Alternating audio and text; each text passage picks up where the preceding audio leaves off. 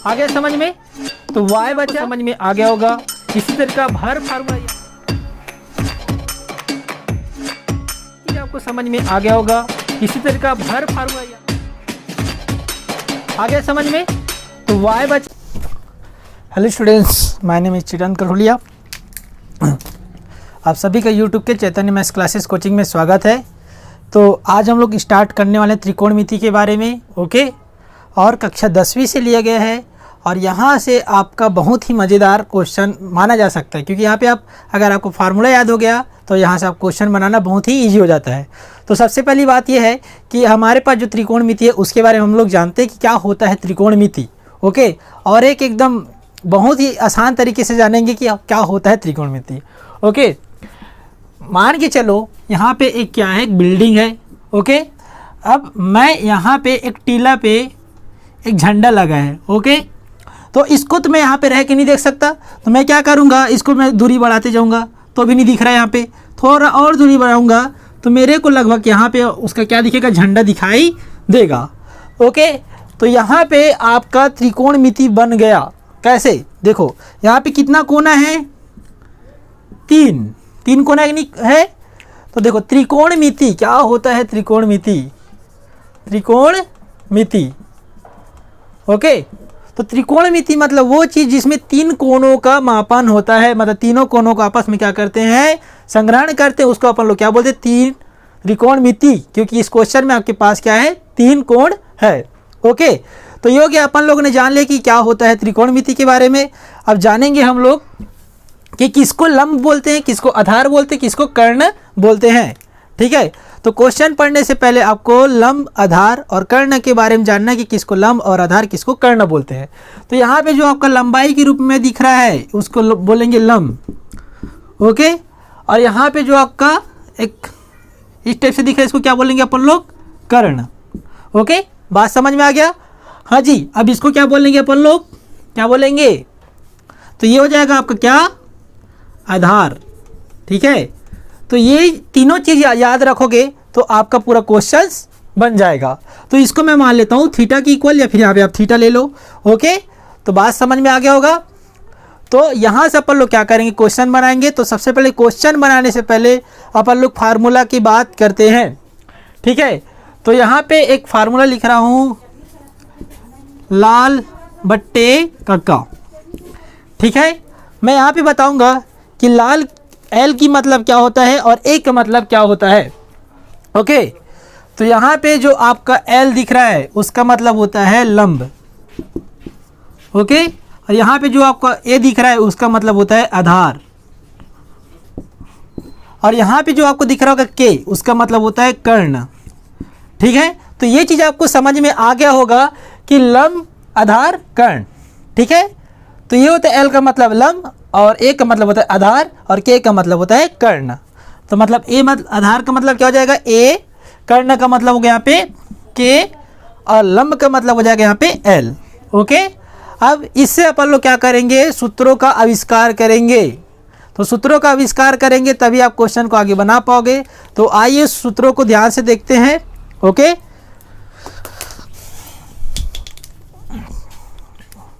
तो यहाँ पे क्या लिख रहा हूँ मैं, यहाँ पे ध्यान से देखना, ठीक है।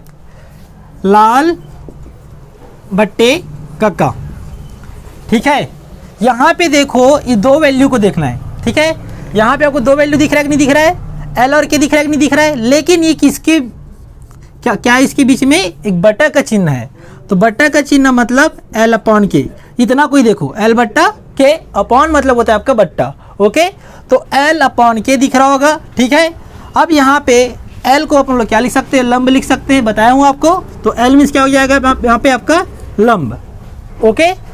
अब के मतलब यहाँ पे आपका क्या होता है, कर्ण। तो यहाँ पे क्या लिख दूंगा मैं, कर्ण, ओके। तो यहाँ पे आपका क्या मिल जाएगा, लंब बट्टा कर्ण, मतलब आपका क्या मिल जाएगा यहाँ पे साइन थीटा। अब मैं क्या कर दूंगा, जो यहाँ पे के एल अपॉन के लिखा है, एल बट्टा के लिखा है, उसको मैं क्या के बट्टा एल लिख दूंगा। मतलब इसको क्या कर दूंगा मैं, जस्ट उल्टा लिख दूंगा। तो ये क्या बन जाएगा, कर्ण बट्टा लंब बनेगा कि नहीं बनेगा। के मतलब यहाँ पे आपका क्या हो जाएगा, कर्ण, एल मतलब क्या हो जाएगा यहाँ पे लंब, आ गया समझ में? तो यहाँ पे कर्ण बट्टा लंब मतलब यहाँ पे आपका क्या हो जाएगा, कॉसेक थीटा। क्या होता है, कॉसेक थीटा। ओके, तो ये चीज़ आपको समझ में आ गया। इसके आगे क्या करना है तो उस चीज़ को अपन लोग भी ध्यान से देखते हैं। तो जैसे कि मैं अब हमारे पास देखते हैं कि इसका तो रोल ख़त्म हो गया। अब इसी प्रकार इसको भी देखेंगे, क्या लिखा है, आधार बट्टा कर्ण। आधार बट्टा कर्ण, तो देखो आधार बट्टा कर्ण, ठीक है। ए अपॉन के लिखा है कि नहीं लिखा है? अब इसकी बात करें, इसका तो रोल ख़त्म हो गया। तो ए अपॉन के मतलब ए बट्टा के, तो ए का वैल्यू हमारे पास क्या है, तो उस चीज़ के ऊपर हम लोग क्या करेंगे, अमल करेंगे। यानी ए का वैल्यू हमारे पास कितना है, आधार, तो यहाँ पे क्या रख दूंगा, आधार, ठीक है। बट्टा के मतलब यहाँ पे क्या होता है, कर्ण। तो आधार बट्टा कर्ण बराबर क्या हो जाएगा आपका, कॉस थीटा। क्या हो जाएगा यहाँ पे, कॉस थीटा। ओके, समझ में आ गया? ये सभी फार्मूला का आप नोट कर ले रहा हूँ, इसी से आपका क्वेश्चन बनता है। ओके, अब इसको क्या कर दूंगा, जैसे इसको पलटा था यानी उल्टा किया था, जस्ट इसको भी क्या कर दूंगा, मैं उल्टा करूंगा। तो यहाँ पे क्या मिल जाएगा, के अपॉन ए, के अपॉन ए। ओके, तो यहाँ पे आपका जो के अपॉन ए है वो क्या हो जाएगा आपका, के की जगह क्या रखेंगे, कर्ण। ओके, और ए की जगह पर लोग क्या रखेंगे, आधार। तो ये चीज़ समझ में आ गया। तो जस्ट इसका उल्टा क्या होता है, कर्ण बट्टा आधार सेक थीटा। आगे बात समझ में? ओके, अब यहाँ पे तो अब हमारे पास इतना सारा खत्म हो गया। अब हमारे पास क्या बचा, एल अपॉन ए। तो एल बट्टा को ए को मैं यहाँ पे लिखूंगा, और एल का मतलब बताया हूँ क्या होता है, लंब। तो अपन लोग क्या लिख देंगे यहाँ पे, लंब। ओके, और ए का मतलब आपका क्या होता है, तो आधार। तो मैं यहाँ पे आपका क्या लिख दूंगा, आधार लिख दूंगा। आगे बात समझ में? ओके, तो ये चीज़ आपको समझ में आ गया होगा। तो अब इसका जो फार्मूला क्या होगा, अपन लोग उस चीज़ पे क्या करेंगे, कॉन्सेंट्रेट करेंगे। तो जो लंब बट्टा आधार आपका क्या होता है, टेन थीटा। ओके, तो ये चीज़ आपको समझ में आ गया होगा। जब इसको मैं क्या करूँगा, जस्ट उल्टा करूँगा, तो ए बट्टा जब एल करूँगा तो ए का मतलब होता है आपका आधार। ओके, और एल का मतलब आपका क्या होता है, लंब। क्या होता है आपका, लंब। तो मैं यहाँ पे क्या लिख दूंगा, मैं लंब लिख दूंगा। आगे बात समझ में? तो ए अपॉन एल क्या होता है, आधार बट्टा लंब कॉट थीटा। आगे बात समझ में? तो हमने इस ये फार्मूला याद करके, लाल अपॉन का मतलब ये चीज़ याद करके अपन लोगों ने कुल मिला के 6 फार्मूला का निर्माण किए, क्या किए, डेवलप किए। ओके, तो जो एल अपॉन के से, एल अपॉन के से आपका क्या बनता है, तो इस चीज़ पर डिस्कस करते हैं अपन लोग। क्या बना यहाँ पे, साइन थीटा बना। ओके, और जब इसी को पलट दिए के अपॉन एल किए तो क्या बन गया अपना, कॉसेक थीटा बन गया। ओके, आधार बट्टा कर्ण, जब आपके पास ए बट्टा के था, इसके साथ अपन लोगों ने क्या बनाए, कॉस थीटा बनाए। और जब इसी को पलट दिए तो हमारा क्या बन गया, कर्ण बट्टा आधार मतलब सेक थीटा। ओके, अब आपके पास बच जाता है लंब बट्टा आधार। तो लंब मतलब एल अपॉन ए, और एल अपॉन ए की सहायता से आपके पास क्या बनता है, टेन थीटा और कॉट थीटा। तो ये चीज़ को अपने कॉपी में नोट कर लीजिए, क्योंकि इसी फार्मूला के हिसाब से आपका क्वेश्चन बनेगा। ओके, तो आपको ये चीज़ आपको समझ में आ गया होगा। ओके, तो आइए कुछ सर्वसमीका सिद्ध करते हैं। तो सर्वसमीका सिद्ध करने से पहले आपको एक चीज़ बता देता हूँ कि पाइथागोरस प्रमेय सुने होंगे आपने कभी, ठीक है।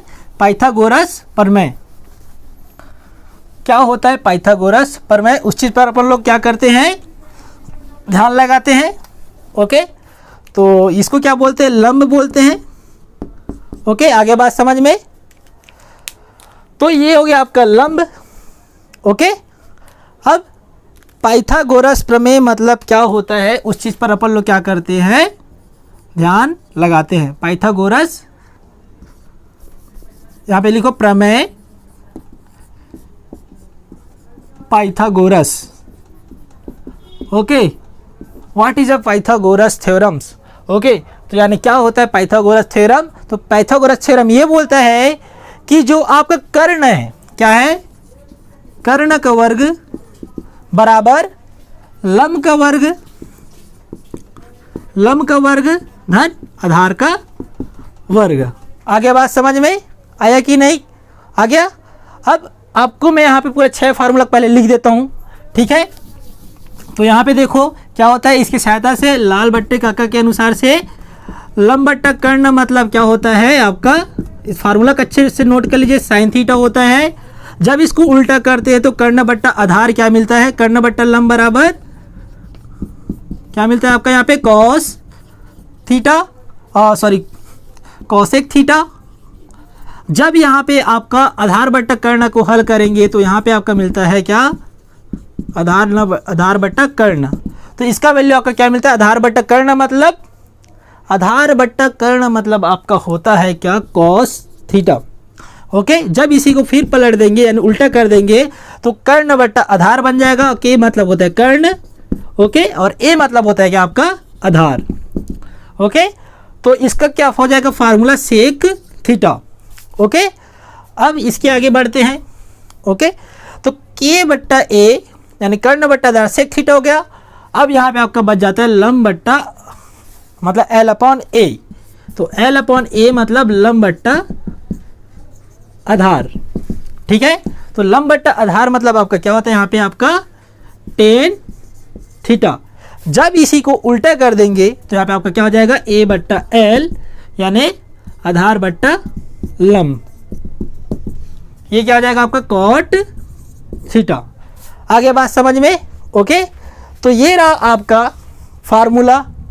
अब इसके फार्मूला के हिसाब से अपन लोग क्या करेंगे, एक क्वेश्चन एक सूत्र का और आविष्कार करेंगे। ठीक है, इस 6 सूत्र की सहायता से एक नए सूत्र का आविष्कार करेंगे। ठीक है, तो सबसे पहले डिस्कस करते हैं, जब भी आप एक नया पाइथागोरस थ्योरम लोगे तो पाइथागोरस क्या बोलता है कि कर्ण का वर्ग बराबर लंब का वर्ग धन आधार का वर्ग, ऐसा बोलता है। ठीक है, अब यहाँ पे आपको दिख रहा होगा कर्ण। अब मैं क्या करूँगा, एक बार कर्ण को पूरे ये जगह भी कर्ण से भाग दूंगा, ये जगह भी कर्ण से भाग दूंगा, ये जगह भी कर्ण से भाग दूंगा। तो सबसे पहले लिखना समीकरण 1, और यहाँ पे क्या लिखना कि समीकरण 1 में कर्ण के, देखो यहाँ पे आपके पास क्या है, कर्ण का वर्ग है। तो मैं पहली बार क्या करके देख रहा हूँ, अगर इसको मैं कर्ण के वर्ग से भाग दे दूँ तो हमारा कौन सा फार्मूला बनेगा। ठीक है, इसी प्रकार लंब के वर्ग से इसको भाग दे दूँ पूरे को तो अपना आंसर क्या मिलेगा, आधार के वर्ग से भाग दे दूंगा तो इसका आंसर आपको क्या मिलेगा, मतलब आपको क्या फार्मूला मिलेगा। तो मैं एक बार क्या कर रहा हूँ, इस पूरे को या और इधर दोनों सेट कर्ण का वर्ग से भाग दे रहा हूँ। तो कर्ण के वर्ग से भाग देने पर, वो भी दोनों पक्षों पर, वो भी दोनों पक्षों पर। आ गया समझ में। तो कर्ण का वर्ग, तो किससे देना है अपन को भाग, इधर और इधर कर्ण के वर्ग से। तो कर्ण का वर्ग बट्टा यहाँ पे क्या है, नीचे में कर्ण का वर्ग। आ गया बात समझ में। अब इस लंब का वर्ग को भी किससे भाग दे रहा हूँ मैं, कर्ण का वर्ग से। आ गया समझ में। इधर भी क्या है आपके पास, आधार का वर्ग बट्टा कर्ण का वर्ग। आ गया बात समझ में। ठीक है, तो ये आपका क्या कर्ण है। ठीक है, तो मैंने तीनों को क्या कर दिया, कर्ण से भाग दे दिया एक बार कि इसका आंसर क्या आता है, इस चीज़ को मैं पता करने के लिए। ओके, तो आपका कर्ण का वर्ग करोगे तो सबसे पहली बात यह है कि यहाँ पे आपको दिख रहा होगा, यहाँ पे घात 2, यहाँ पे भी घात 2 है। तो इसको मैं क्या कुछ ऐसा लिख सकता हूँ क्या, कर्ण बट्टा कर्ण की घात 2, ऐसा लिख सकता हूँ कि नहीं, क्योंकि यहाँ भी घात 2, यहाँ भी घात 2। अगर दोनों जगह अलग अलग घात होता तो मैं इसको ऐसा नहीं लिख पाता। ठीक है, अब इसके आगे बढ़ते हैं। देखो फिर इसके घात में सेम है, तो इसको क्या लिख सकता हूँ, लंब बट्टा कर्ण का वर्ग धन आधार बट्टा कर्ण का पूरे का वर्ग। आया समझ में, आया कि नहीं। अब मैं यहाँ पे इस डायग्राम को मिटाने जा रहा हूँ, त्रिभुज को। ओके,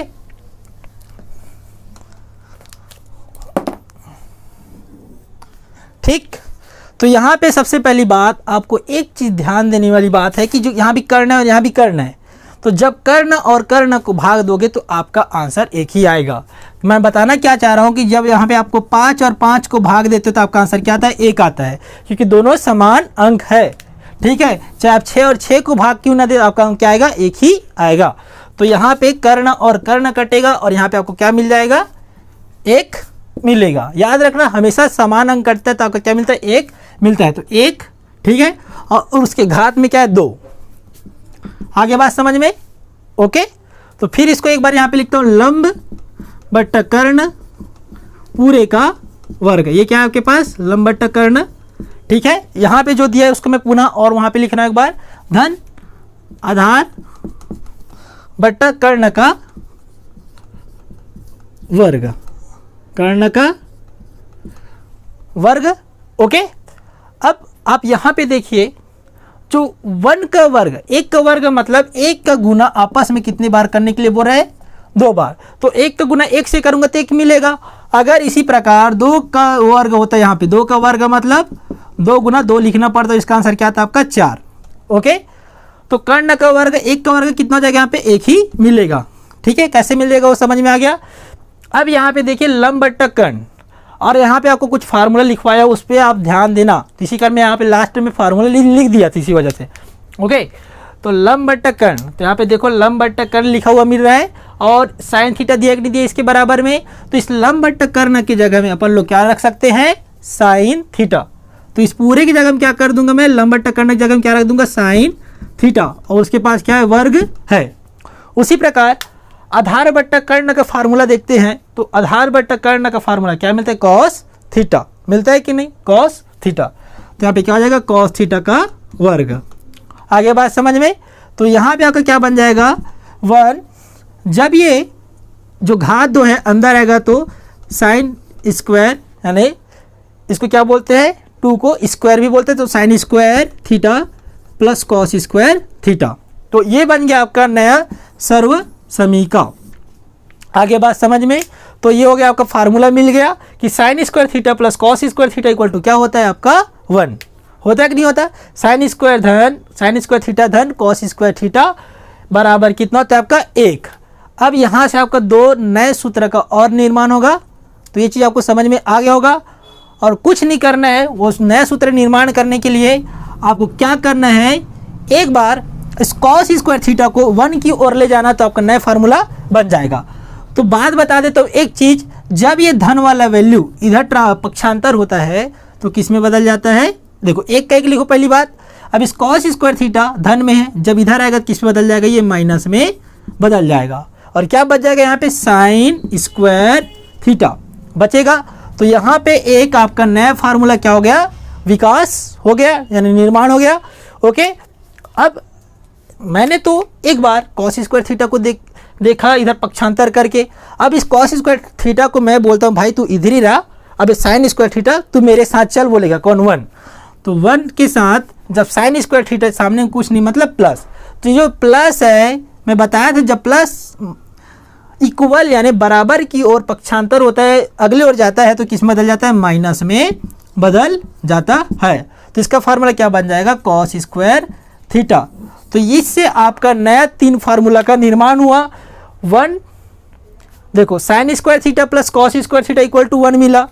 साइन स्क्वायर थीटा बराबर यहाँ पे आपको क्या मिला, 1 माइनस कॉस स्क्वायर थीटा, और कॉस स्क्वायर थीटा बराबर यहाँ पे आपको क्या मिला, 1 माइनस साइन स्क्वायर थीटा।